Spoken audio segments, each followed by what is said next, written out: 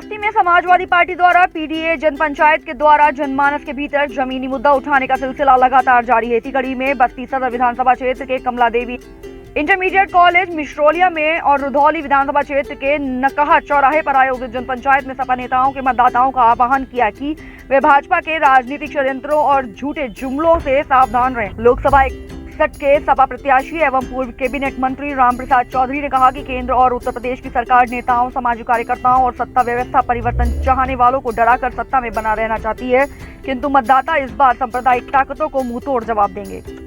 कहा कि भाजपा की सरकार किसानों पर गोलियां चलाकर नौजवानों के नौकरियों का हक छीनकर सेना में अग्निवीर योजना लाकर लोकतांत्रिक अधिकारों को छीन लेना चाहती है। ये सरकार पूंजीपतियों की हितैषी है। रामप्रसाद चौधरी ने कहा कि भाजपा ने कहा था कि किसानों की आय दोगुनी कर देंगे, किंतु आज किसान जब अपने अधिकार मांग रहा है तो उस पर गोलियां चलाने व आंसू गैस छोड़े जा रहे हैं। आह्वान किया है कि किसान, नौजवान, पिछड़े, दलित, अल्पसंख्यक के साथ ही सर समाज के लोग एकजुट होकर भाजपा के सत्ता के अहंकार को परास्त करें। जुल्म करने वाली सरकार के दिन लंबे नहीं होते। कार्यक्रम की अध्यक्षता कर रहे श्री लल्लू चौधरी जी, मंच पर बैठे समाजवादी पार्टी के जिला अध्यक्ष और इस इलाके के लोकप्रिय विधायक श्री महेंद्र नाथ यादव जी, हम लोगों के बड़े भाई इस इलाके से पूर्व विधायक आदरणीय श्री राजबड़ी पांडे जी, समाजवादी चिंतक आदरणीय श्री मिश्रा जी, कप्तानगंज के लोकप्रिय विधायक श्री अतुल चौधरी जी,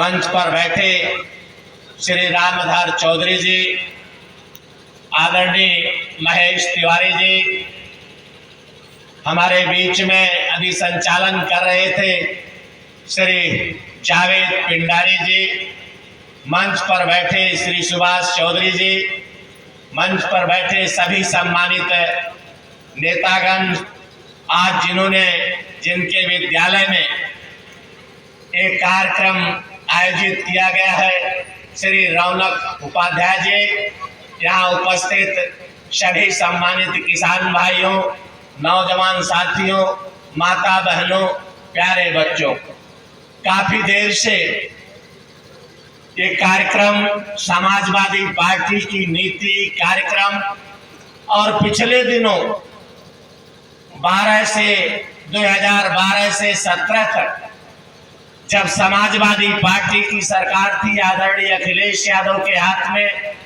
उत्तर प्रदेश की बागडोर थी, तो उन्होंने किसानों के लिए, गरीबों के लिए, दलितों के लिए, पिछड़ों के लिए, माता बहनों के लिए क्या क्या जनता के हित में काम किया था, सारे लोगों ने, मंच पर बैठे सभी नेताओं ने अवगत कराने का काम किया है।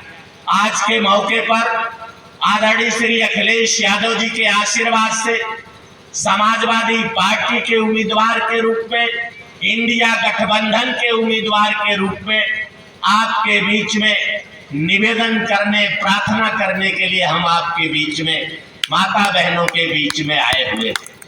हम भी आपसे निवेदन करेंगे, आज भारतीय जनता पार्टी के लोग तमाम ऐसे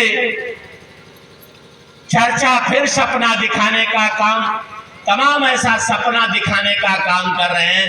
पीछे जो सपना उन लोगों ने दिखाया, चाहे वो बेरोजगार नौजवानों को दिखाया था, चाहे माता बहनों को दिखाया था, चाहे इस देश के, प्रदेश के किसानों को दिखाया था, जिसको भी सपना दिखाने का काम किया था, एक भी सपना उनका जमीन पर उतरने का काम।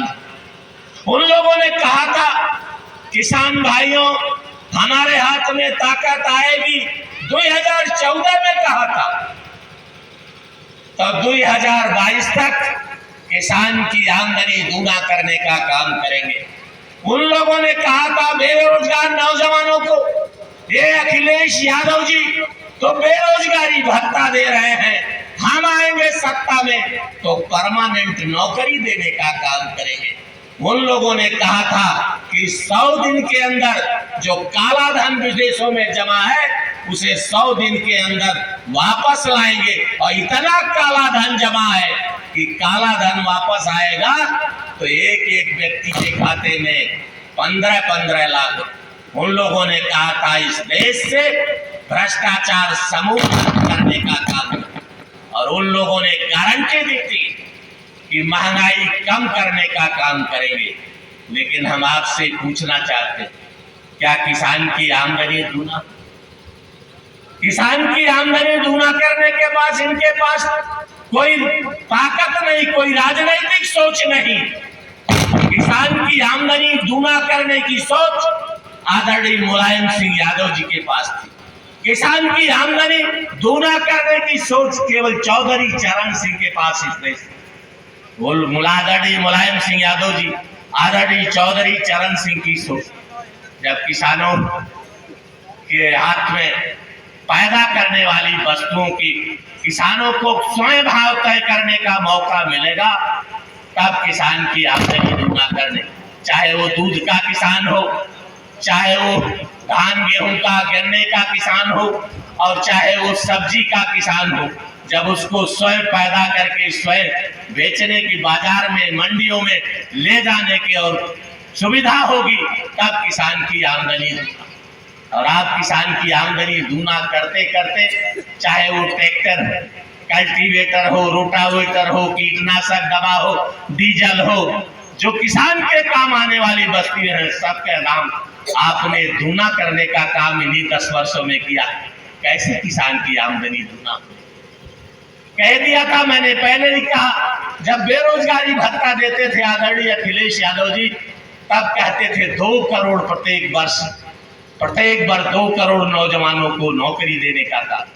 10 साल बीत गया, 20 करोड़ नौजवानों को नौकरी मिलनी चाहिए। आज दुनिया में सबसे ज्यादा बेरोजगारी यदि कहीं है तो भारत देश में सबसे ज्यादा बेरोजगार नौजवान घूम रहा है सड़कों पर, तो भारत देश में घूम रहा। यही आप वादा करने का काम कर। आदरणीय मंत्री जी का मैं अपनी तरफ से, समाजवादी पार्टी के सभी नेताओं कार्यकर्ताओं की तरफ से, यहाँ उपस्थित जनता जनार्दन की तरफ से हार्दिक वंदन, अभिनंदन एवं स्वागत करता हूँ। मंच पे उपस्थित कप्तानगंज के शानदार विधायक भाई अतुल चौधरी जी, हम सब के अभिभावक, हम सब के गार्जियन, बस्तीसदल के पूर्व विधायक आदरणीय राजमणि पांडे जी, समाजवादी पार्टी के चिंतक, हम सब के आदर्श आदरणीय चंद्रभूषण मिश्रा जी, बड़े भाई आदरणीय रामधार चौधरी जी, आदरणीय सुभाष चौधरी जी, आदरणीय रामनाथ गौड़ जी, तथा पार्टी के सभी जिम्मेदार नेतागण और इस इलाके के कोने कोने से आए हुए सभी सम्मानित वरिष्ठ साथियों, माता और बहनों, क्रांतिकारी नौजवान साथियों, आप सबका हार्दिक वंदन, अभिनंदन एवं स्वागत करता हूं। इस कार्यक्रम की अध्यक्षता कर रहे आदरणीय लल्लू चौधरी जी का हृदय की गहराई से उनके प्रति आभार व्यक्त करते हुए आपका हार्दिक वंदन, अभिनंदन एवं स्वागत करता हूं। नौजवान साथियों, माताओं बहनों, अभी हमसे पहले के वक्ता साथियों ने विस्तार से अपनी बात रखी है। हम आपसे सिर्फ इतना अपील करना चाहेंगे कि फिर फैसले की घड़ी आ गई है, फिर वो मौका आ गया है कि जो आपको फैसला लेना है।